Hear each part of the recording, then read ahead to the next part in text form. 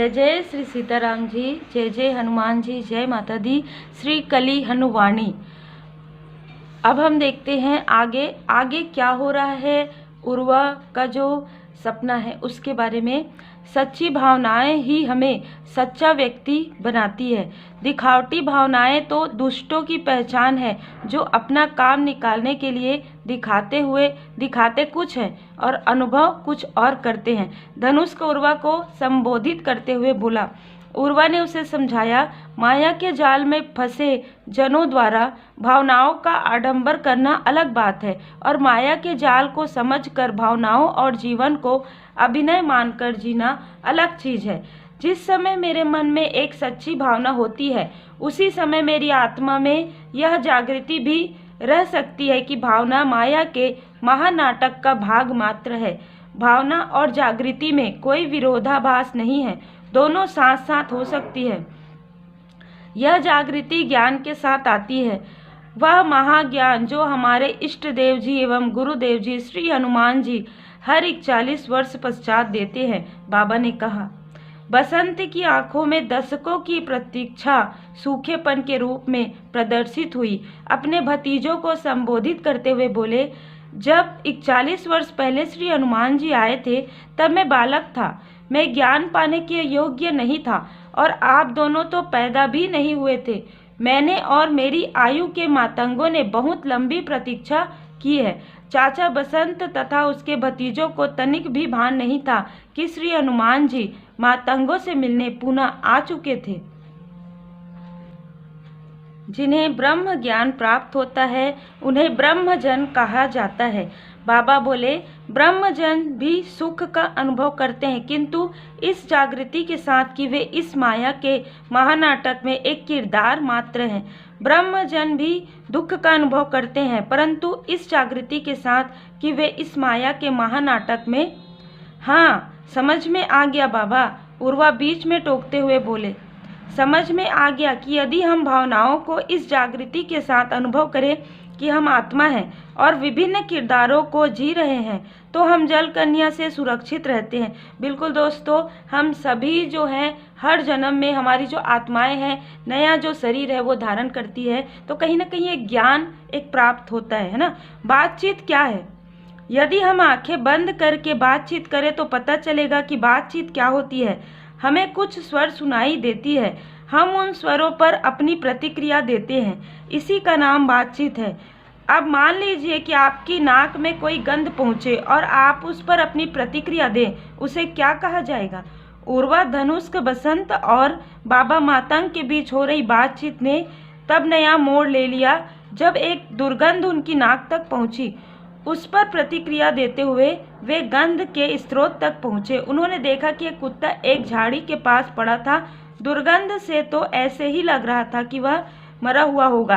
पता चला कि उसकी पूरी देह में कीड़े पड़े हुए थे। तुरंत उल्टी करा दे सकने वाली भयानक दुर्गंध के कारण वे मातंग जन कुत्ते के समीप बैठकर उसकी जांच तो नहीं कर सके, किंतु बाबा की अनुभवी आंखों ने पता लगा लिया था कि उसमें जान शेष थी। अन्य 3 मातंगों को तो वहां पर जीवन नहीं, अपितु भिनभिनाती मक्खियों के बीच पड़ा एक मांस का लोथड़ा ही दिखाई दिया। जीवन का चिन्ह पाकर बाबा तुरंत हरकत में आ गए। उन्होंने चाचा बसंत को विशेष औषधियां लाने के लिए भेजा, जो लगभग 1 मील दूर एक छोटी सी झील के किनारे उपलब्ध थी। कुत्ते के घावों में पड़े कीड़े केवल उन्हीं औषधियों से धुल सकते थे। बसंत आदेश पाकर तुरंत झील की ओर दौड़े। धनुष को उनकी सहायता करने के लिए उनके साथ गए।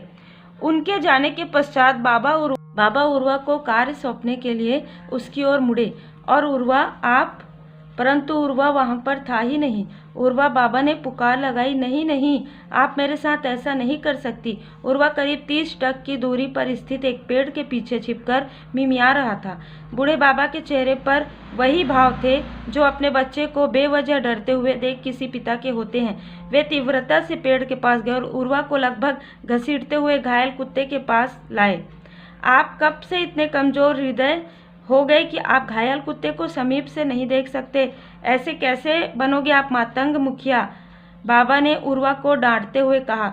जल कन्या, उर्वा बुदबुदाया, उसकी दृष्टि उस जगह को एकटक घूर रही थी जहाँ कुत्ता पड़ा हुआ था। उसका चेहरा इस तरह श्वेत पड़ गया था मानो उसे फांसी चढ़ाया जा रहा हो। हाँ, जलकन्या तो अंततः आपको जागृत अवस्था में भी जलकन्या दिखी गई। बाबा की आंख में उस पिता की आंखों जैसी चमक थी जो अपनी संतान को पहली बार चलते हुए देखता है। हल्की सी मुस्कान, आंखों में गर्व की चमक और छिपाए नहीं छिप रहे जोश के साथ बाबा बोले, हाँ, वह कुत्ता हमारे भीतर दया की भावना जगा रहा है।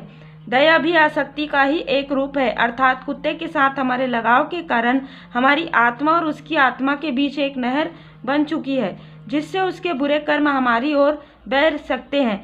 कुत्ते की आत्मा हमारे लिए वह जलकन्या है जो हमें उसके बुरे कर्मों के सरोवर में डुबो सकती है, परंतु बुरे कर्मों के संक्रमण के डर से हम अपने दायित्व से नहीं भाग सकते।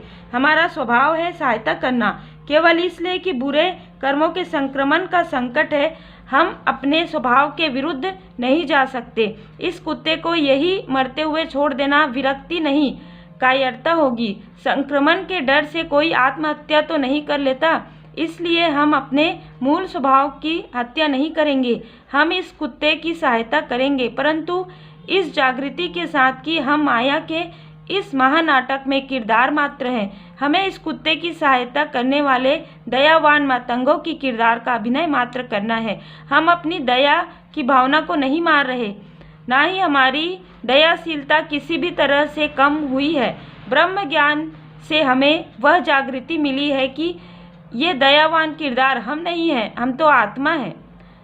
तो दोस्तों, इस तरह यहाँ पर आसक्ति के बारे में बताया जा रहा है। हम अगले एपिसोड में और भी देखेंगे कि इसमें और क्या दिलचस्प जो है मोड़ आते हैं और हमें हमारे लाइफ में हमारे पर्पस में जाने में बहुत सारी ऐसी दिक्कतें होती है, जैसे कि अभी ये जो मतलब श्री कली हनुवानी में आप लोगों के समक्ष ला रही हूँ परमात्मा जी की कृपा से। तो यहाँ पर कुछ ऐसी चीज़ें होती है जो कि मैं ये महसूस कर सकती हूँ, क्योंकि हम पूरी तरीके से श्री हनुमान जी के शरण में हैं, तो किसी भी प्रकार की कोई भी निगेटिविटी कुछ ज़्यादा जो है प्रभावित नहीं कर पाती है, लेकिन कहीं ना कहीं नकारात्मक ऊर्जा बाधाएं पहुंचाने की कोशिश करती है आसक्ति के रूप में, किसी भी प्रकार से माया के रूप में। तो यही यहाँ पर बताया गया है। तो आप सब अपना ख्याल रखें, आप अपने परिवार के साथ सुखी रहें। जय जय श्री सीताराम जी, जय जय हनुमान जी, जय माता दी।